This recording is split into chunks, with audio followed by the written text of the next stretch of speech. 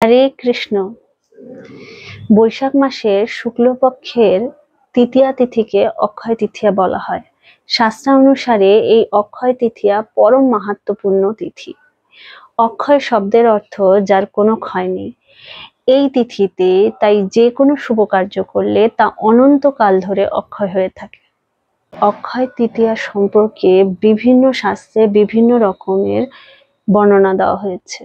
আপনাদের কাছে আমার একটা অনুরোধ, কৃপা করে আপনারা যারা আমার চ্যানেলে নতুন তারা প্লিজ আমার চ্যানেলটিকে সাবস্ক্রাইব করে দেবেন এবং ভিডিওটি ভালো লাগলে অবশ্যই একটা লাইক, শেয়ার এবং কমেন্ট করতে ভুলবেন না, যেন আমি আরো নতুন নতুন ভিডিও আপনাদের সামনে তুলে ধরতে পারি এবং অনেক কিছু আপনাদের জানার সুযোগ করে দিতে পারি। মৎস্য পুরাণে অক্ষয় তৃতীয়া সম্পর্কে বলা হয়েছে, বৈশাখ মাসের শুক্লা তৃতীয়া তিথিতে দান, হোম, জপ যাহা কিছু করা যায় সে সকল অক্ষয় হয়ে যায়। ভবিষ্যোত্তর পুরাণে বলা হয়েছে, বৈশাখ মাসের শুক্ল পক্ষের যে তৃতীয়া তিথি তা জগতে অক্ষয় নামে প্রসিদ্ধ, তাই দেবগণেরও প্রিয় এই তিথি। ব্রহ্মপুরাণে বলা হয়েছে, বৈশাখ মাসের শুক্ল পক্ষের তৃতীয়াতে যে ব্যক্তি চন্দন চর্চিত ভগবান শ্রীহরির বিগ্রহ দর্শন করে সে ভগবানের পরম ধামে গমন করেন। আরো বলা হয়েছে, শ্রী ভগবান বৈশাখ মাসের শুক্লা তৃতীয়াতে সত্যযুগের অবতারণা করেন এবং খাদ্যশস্য হিসেবে যবের উৎপত্তি করেন। স্কন্দ পুরাণের বিষ্ণু খণ্ডে বৈশাখ মাসের মাহাত্ম্য নামক অংশের স্থানেই অক্ষয় তৃতীয়ার মাহাত্ম্য বর্ণিত হয়েছে। যারা অক্ষয় তৃতীয়ার সূর্যোদয়ে প্রাতঃস্নান করে তারা পাপ মুক্ত হয়ে বিষ্ণুর পরম পদ প্রাপ্ত হয়।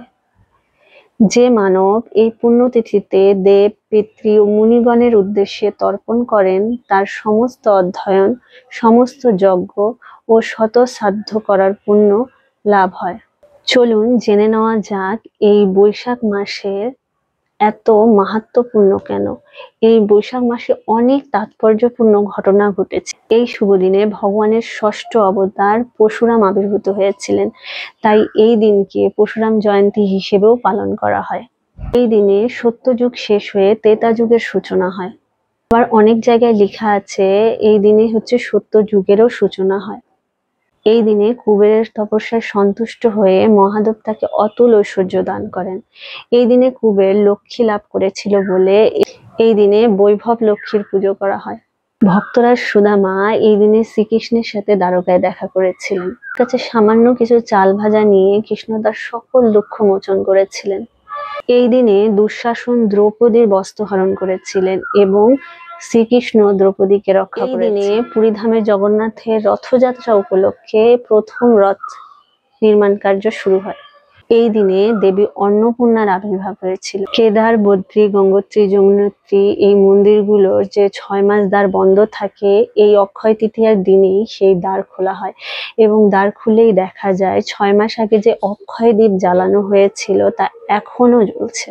এই দিনই ভগবানের 21 দিন ব্যাপী চন্দন যাত্রার সূচনা হয়। ব্রহ্মা এই দিনে তার সৃষ্টি কার্য শুরু করেছিলেন। বৃন্দাবনে বাঁকে বিহারীর চরণ দর্শন হয় এই দিনে। ভগবান রামচন্দ্র যখন 14 বছর পর বনবাস থেকে ফিরে এসেছিলেন তখন এই দিনই প্রথম তিনি রাজ সিংহাসনে বসেছিলেন।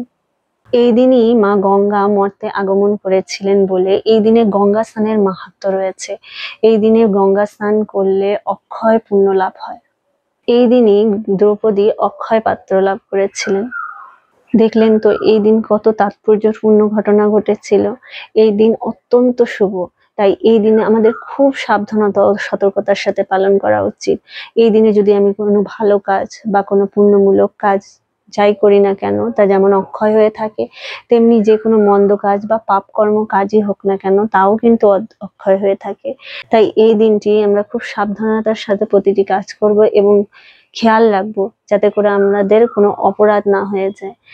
এই দিনে আমরা ভগবানের কথা শ্রবণ এবং ভগবানের কীর্তন আর বেশি বেশি হরিনাম জপ এবং সবকিছু ভগবত সেবামূলক কাজের মাধ্যমে অতিবাহিত করব। আশা করি আপনাদের অক্ষয় তৃতীয়া তিথি খুব সুন্দরভাবে কাটবে।